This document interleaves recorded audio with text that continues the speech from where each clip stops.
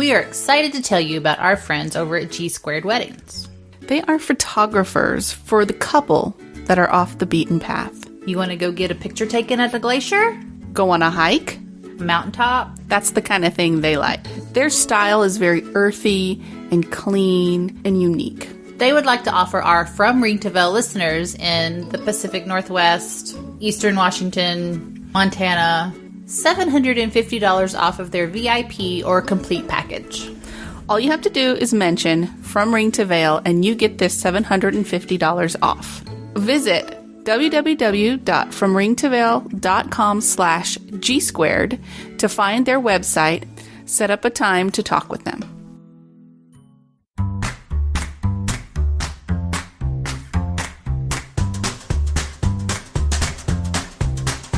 I'm Shannon. And I'm Kim. And you are listening to From Ring to Veil, a wedding planning podcast, where we share tips and information to help you plan the wedding of your dreams. Without all the stress. Photo shoot versus real weddings, and using Pinterest for your weddings. Episode number 82. In this episode, we have guest host Kate Gansneder with G Squared Weddings. She's here to help us discuss and share with you the ways that real weddings are different from Pinterest weddings and wedding photo shoots. So welcome, Kate. Hello. We're so glad you're back with us. Me too. We needed some professional, yes, some professional help with this subject. But we think it's important, in the floral business. Pinterest is used a lot, and it's nice to have somebody who is a photographer to help us kind of weed out the real versus fake and what that even means to the brides. Sometimes it's hard for a non-wedding professional, the regular peeps, the wedding planning peeps, to know the difference between the two. Yes, the photo shoots, the pictures on Pinterest are wonderful. They see them, like, I want that for my wedding. Mm-hmm. But then it's not really attainable for them. So how do they kind of balance that? Right. Pinterest is used a lot for wedding photographers as well. I cannot tell you the number of times we get sent Pinterest boards. Mm-hmm. And it's not just with wedding photo ideas. It's literally with everything that they are envisioning for their wedding. And it can be something that can be a struggle, or it can be really inspiring. For me, I like to use them to see kind of what appeals to a couple. Are they more intimate? Are they more playful? Did they like the warm and bright? Did they like the dark and moody? Instead of looking at specific posing, because that can be hard to emulate. A lot of venues don't always tend to be perfect for those Pinterest shots, or a lot of those moments don't happen naturally. And if you're sending over a Pinterest board hoping to get like 50 of these Pinterest shots, I'm going to spend the day orchestrating your day, and it'll become a photo shoot instead of your actual wedding. Right. So Pinterest is both an inspiration and a bane in our side. Exactly. We've said that before to our listeners, I think. So why don't let's just ask the question, what's the difference between a photo shoot and a wedding shoot? Oh, so much. The approach is totally different. So when we do a photo shoot with the intention of creating these amazing, inspiring tablescapes or settings or poses, it's very constructed. There is a lot of structure to the day. We actually have timelines of, okay, we're going to shoot table settings from this point to this point. They'll be set this specific way. We do that, based on when the light hits, and then it's all perfect for our vision. Whereas on a wedding day, we actually tend to be a lot more hands-off and let the day unfold. And so sometimes that means that we're shooting portraits at noon in bright sun instead of at 5 p.m. when the ideal sunset light hits. Or we will then be rushing to get to the reception to get the table set up before all the guests get in there and literally start, I hate to say destroying, but it kind of does when they're setting all their cups and plates and chairs and everything are all disarray now. And so it's a little bit more of a struggle to find ways to make things seem perfect on a wedding day than it is on a photo shoot, because you have so much less control. So, and especially over the timing and the lighting. So, Right. Yeah. Because when you're doing a shoot, you say like, oh, let's shoot at, 6 o'clock when the sun's down and you get this gorgeous light. And like you said, for a wedding, it could be 12 o'clock. yes. And more sunlight. often than not, it is. Yeah. So, and it's very difficult to try to say, okay, yeah, I know you love this gorgeous sunset shot, but you're getting married in January. The light will not necessarily be that warm tone. It'll probably be slightly cooler, and you'll have to do that earlier in the day. And it means that a lot of your reception will be in a dark. really dark situation, and it's hard to sometimes let that be communicated to a couple Right. in a way that they understand. Like, yeah, this shot's great, but it's in a totally different season, in a totally different lighting, and at a totally different time. I'm sorry, I can't produce a sunset Right. at No. 6 o'clock in January. I'd Right. love to, and I could with lighting, but it's Yeah. just not going to be the same effect. There's something different with the lighting versus natural. Of course. So, Of course. yeah.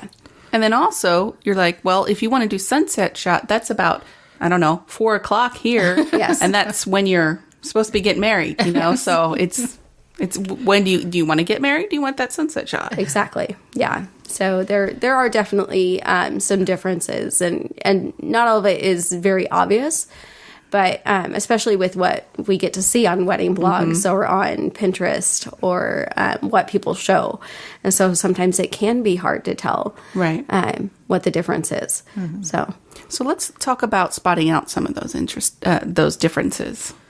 So I think it's really the details, because photo shoots seem to be more detail oriented versus a regular setup for a regular wedding. It's not as, you have round tables, you have, the place settings, the centerpiece in the middle, maybe some candles, but in a photo shoot, you have this whole tablescape thing. And so you can kind of tell the difference there, I think.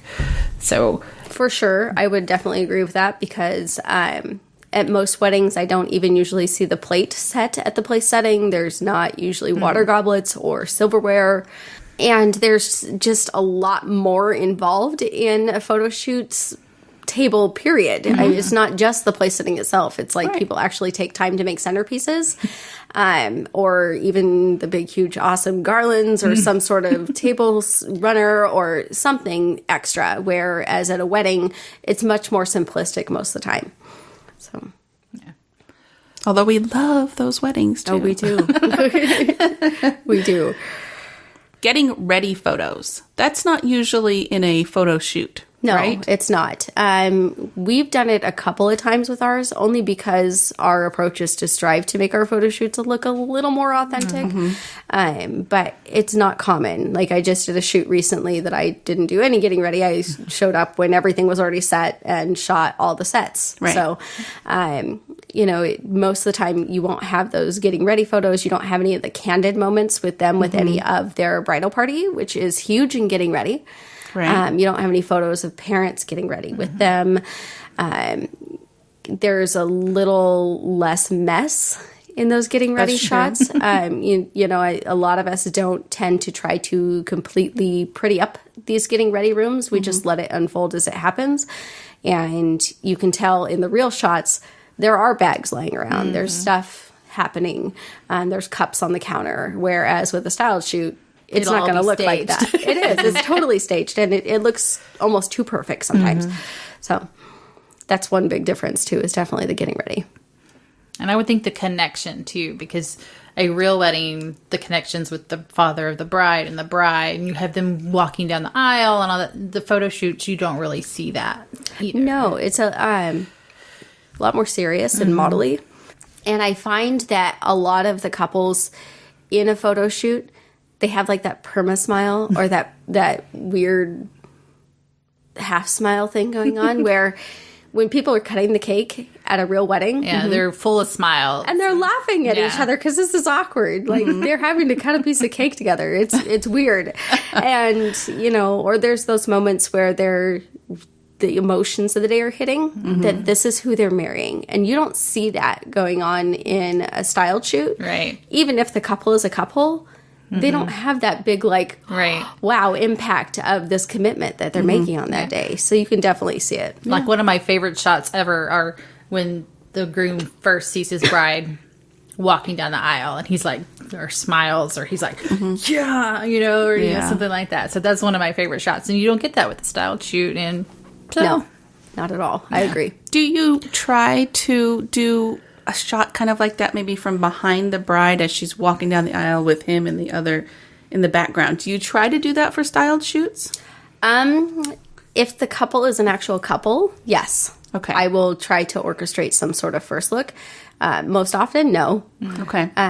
Most of the time, obviously, we're working with models. Right. And we tend to, focus on the bride. or we just mostly like, all right, we're going to go shoot this setup over here and we're going to hit this pose. And it's all about efficiency and quick. Right. So you might see like 3 or 4 pose variations in a styled shoot where at a wedding, you're going to see a whole lot more variation. Right. So, and I don't know, there's just something about how they touch each other too. Sure. It's the hands are softer. The touches are more gentle.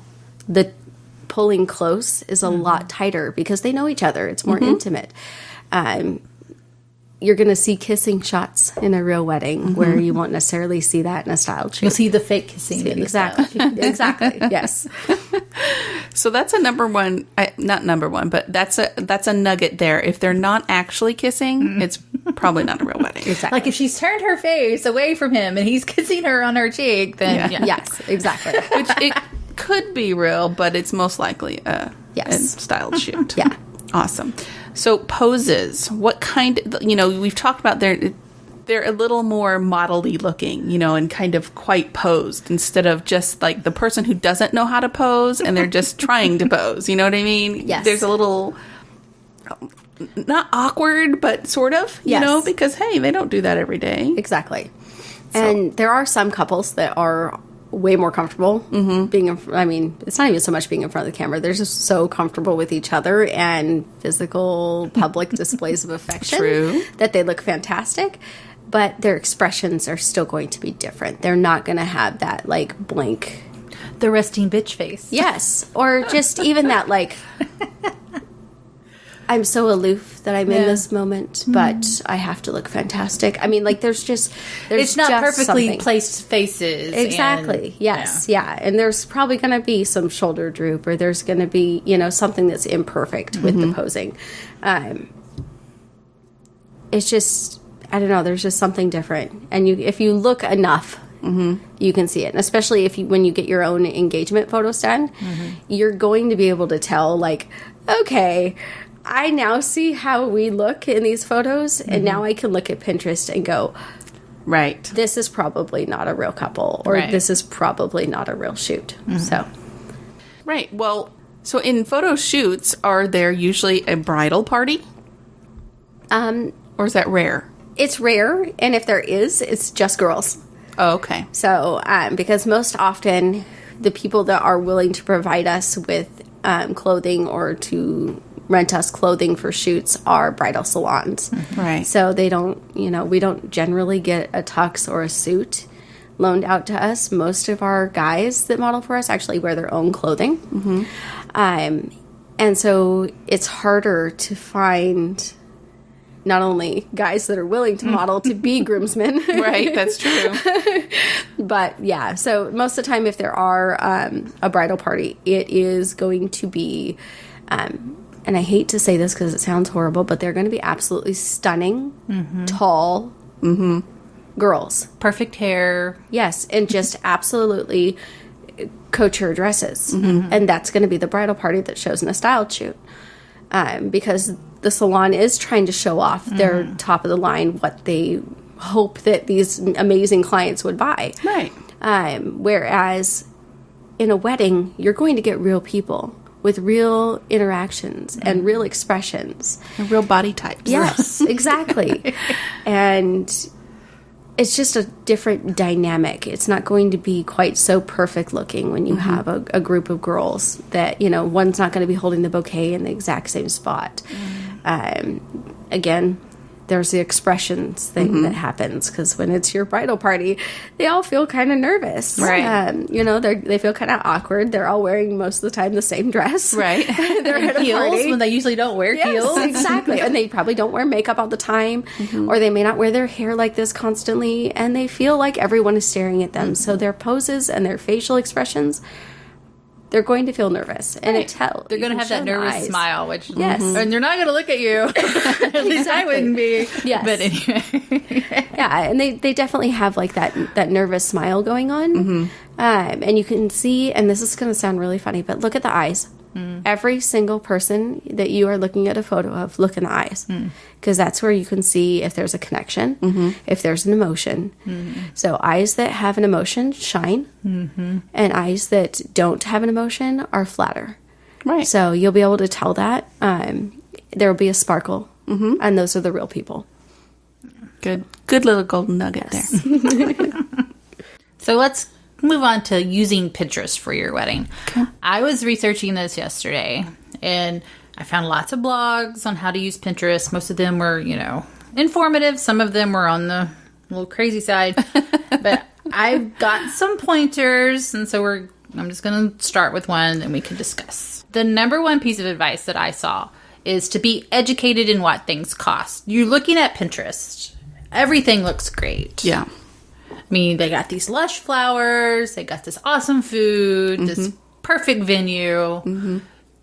You just need to be educated on what things cost. Have a budget in mind.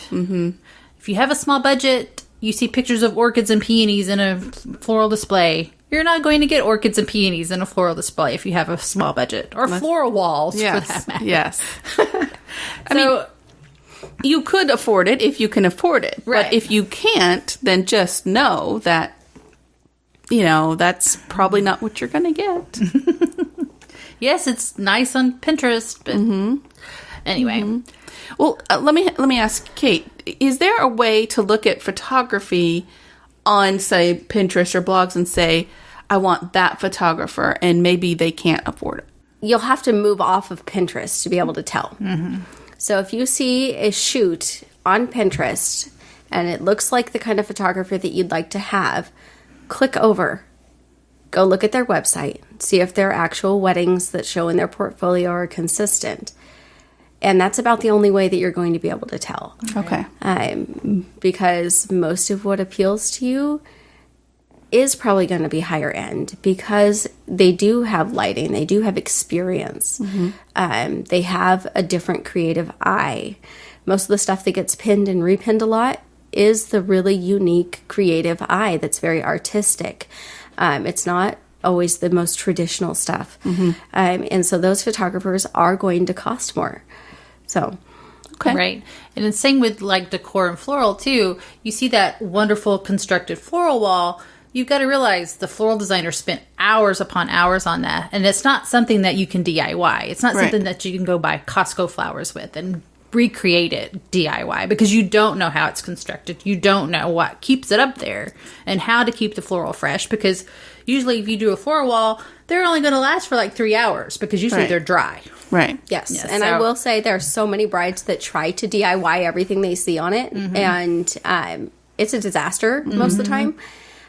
Not only are you now trying to figure out how to take care of these flowers that you just went to market and bought and have no idea how to keep fresh, but you now have your bridesmaids who have to do all this on the morning of the wedding when they're supposed to get dressed and supposed to get ready. And your timeline goes completely out the window, right? Because you're trying to DIY all this stuff that you should have done before if you were going to do that. Because most people are like, oh my gosh, Pinterest, look at all these cool projects I can make. And I'm going to give a confession here. My wedding was completely Pinterest inspired. I got married right after Pinterest came out. We actually were picked up on a few blogs because our wedding was so Pinteresty. Oh, cool. It was a pain in the butt. I cannot tell you. Yeah. It was insane. We spent so many hours handcrafting. I mean, my husband, hand cut signage. Wow. And I would never do it again. Yeah. Ever. I mean, it's like, oh, we could do all this the week before the wedding, but you've got to realize how many man hours it takes. And, your prices are so expensive. I'm like, it takes hours. And It takes skill. labor and skill. Yeah. Yes. And know-how. And you're like, oh, great, I have a friend that can do this. That's awesome. But have you asked that friend if A, they want to, or B, they have time? Yeah. And in Or a way C, that they if don't they want to feel be pressured. paid. Yes, yeah, and if they want to be paid for it. I mean, just because you have a friend doesn't mean that they want to do it for you for free, or that they really have the skill to necessarily pull off the vision you're looking for. Exactly. So We've run into this with photographers. We've done flowers for weddings, and they're gorgeous. We can't wait to get the photos back. And the photographer is a friend or a brother or somebody that's learning photography, doesn't have a real business, doesn't really understand all the ins and outs. Well, everybody's got to start somewhere. Just got to say that. But you don't, as a bride and groom, you don't want your wedding to be like their first wedding. Yeah. Because they're going to miss a lot. Yes. And then we get photos back from them as the vendor, and there's like, well, where are these pictures? Where are those pictures? Well, none of them came out, or they're just they're not there. we forgot to take them. Yeah, you know, so Yes. it can be very disappointing. Yeah. In that kind of thing. But I know that's not what this show is about. But I just want to say, you know, keep that in mind too. Yes. So another thing is to be educated with what things cost on Pinterest is talk to your vendors and be open to substitutions and modifications of this design. Mm-hmm. You can even if it's not your vendor, you can call and talk to people and say, I'm just starting out. I'm doing a little research. I'd love to talk to you about my budget. What does it cost for something like that? You know, just so you even have an idea. Right. They'll talk to you. Yeah, well, and especially because there's such a huge range, where one florist might charge, $500 for a bouquet, another florist might charge $350 for that. It depends on the artistry, the expertise, the hours of detail that they actually put into it, because that $350 bouquet is not going to look anything like Right, that that $500 $500 bouquet, even if you send them the same picture. And it's that way across the board. Like, I know that we all come into this and we're like, okay, well, this is our budget. It's hard to set a budget without actually calling around first. Don't ask your friends what they paid. They're not going to tell you. Right. They will either tell you that they paid this huge exorbitant amount that they didn't actually pay, and then you're going to get discouraged. Or they're going to tell you this incredibly crazy low thing because they don't want to admit that they paid X amount. And then you're going to be really sad when you start to call vendors and they're out of what you expected. Right.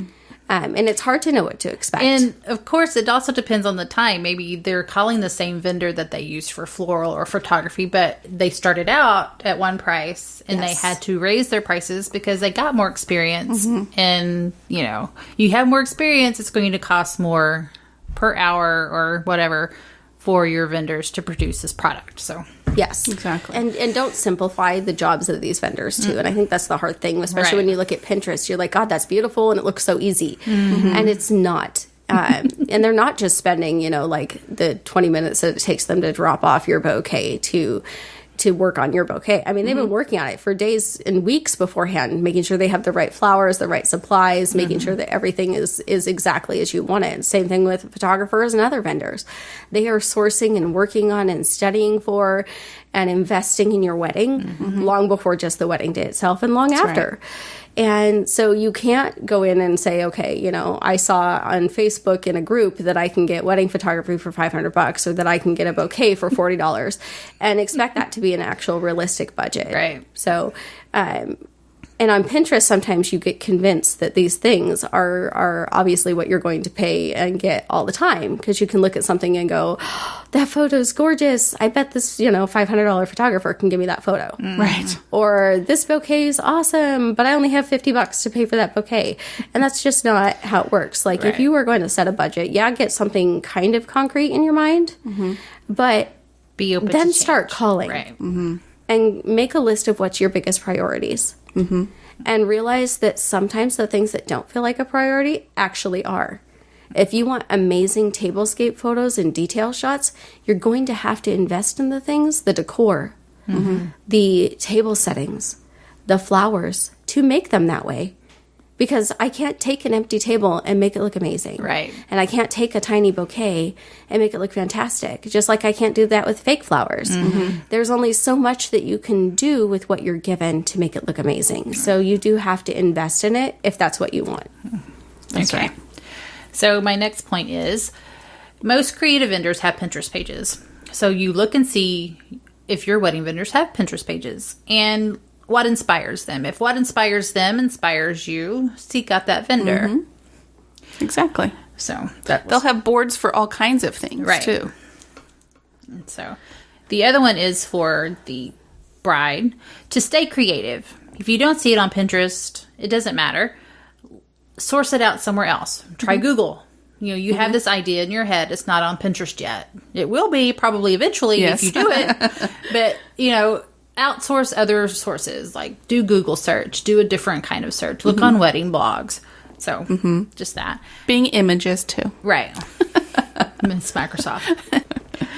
I would agree with that because there are so many things that brides come to me with or ways that they're like, okay, we don't like this tradition. How can we change it?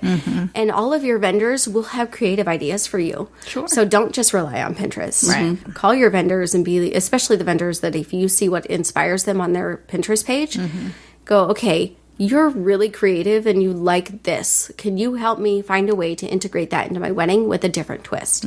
Because they will work with you and create the next Pinterest-worthy image. Right. So, and it's really fun too for creatives because wedding professionals almost all of them are creative people because they're doing something that they're creating.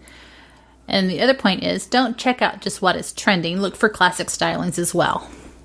Because you can always bring classic into a little bit of trending things. So, I agree. Especially because a lot of what is trending by next year won't be trending anymore, and your wedding will definitely seem dated already. Right. It's like electronics. As soon as you get the new thing, then the next new thing is about to come out. Right. Exactly.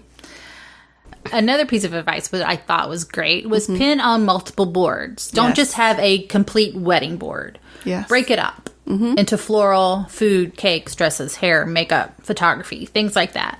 And then invite your vendors to that board so they can collaborate on ideas. And I'm actually going to expand on that too. So once you do kind of have a final vision for your wedding, go to each of those individual boards and repin to my wedding. Right. So that way you can send that final board to your vendors as a team.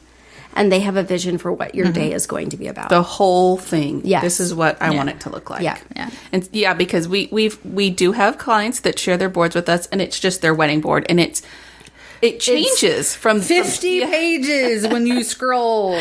But it also changes because they started out thinking this is what they wanted, but by the time it gets up to the top, it's a totally different feel. Yes. So you're right. Make your final, this is what I want. Yes. And then share that. And it does help with everybody because then they understand the feeling of the day a little bit more so that they see how it comes together as one big whole. And they're not just dropping off the one part of the wedding that they're involved in. Right. Change captions on your pins. So you're pinning something and it has this caption on there, blah, blah, blah, blah, blah, blah, blah, about where it was or who it was. Change it to I like this because of blah, blah, blah. But if there's like a photographer's name on there, don't change that. Yeah. But, just change like the description or something, why you like this, exactly. why it inspires you. That way you can remember exactly why you pinned it and your wedding professionals can also see. Right. Yeah, that does help a lot because there are times where people are like, well, I like the light in this, but they didn't necessarily like the pose. Right. Or I like this flower, but I don't necessarily like this whole bouquet. Or, there's I see that a lot where people don't remember either why they pinned something because they're like, well, I like it, but I don't remember exactly what it was I liked about it. And you're like, if you can't remember at this point, it probably shouldn't be on that pin board anymore. That's true. And don't forget, what is the most common theme among your pins? Is it color? Is it style? So let that be your guide. This is my style board or my color board or what have you. But I really like the pin, changing the caption. Really, take notes. Basically, that's what you're doing, is taking notes. So Pinterest is a good thing and a bad thing. Just depends on, what you do with it.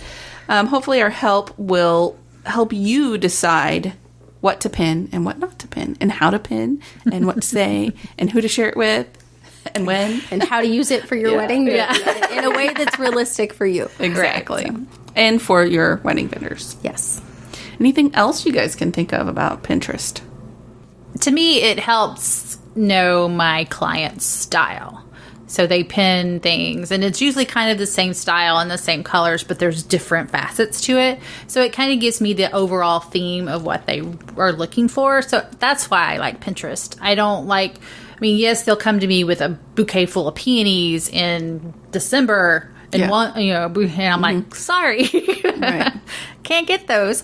But but then I can tell them we can work with that, give you the same style with different flowers and things. Right. So I think another thing is don't ever expect your wedding professional to copy or imitate it exactly. It's never going to happen. it's an inspiration pick. It's not what your bouquet is going that's to. what it's Pinterest. It's Pinterest. It's pit in to interest. Yes. It's something you're interested in your interests. Yes. It's I would agree. Like that's definitely the hardest thing is being expected to imitate something. When you hire an artist, a creative artist, you're hiring them for their creativity, Right. Not for their ability to emulate. recreate. Yes, Recreate. So, Yeah. Exactly. Awesome. I think this was a good show, a good discussion. I really think we hit on the highlights. So thank you, Kate, for joining us. Yeah. Thank you for having me again. Email us at info@fromringtoveil.com or #FromRingToVeil on Twitter or Instagram. Don't miss a show. Subscribe to From Ring to Veil anywhere you listen to podcasts, and please leave us a review. And until next time, no stress, no worries, keep calm, and listen up. Thank you for listening to our podcast. You can find us on Facebook, From Ring to Veil, on Twitter, @From Ring to Veil, and on our website, FromRingToVeil.com. Music provided by bensound.com.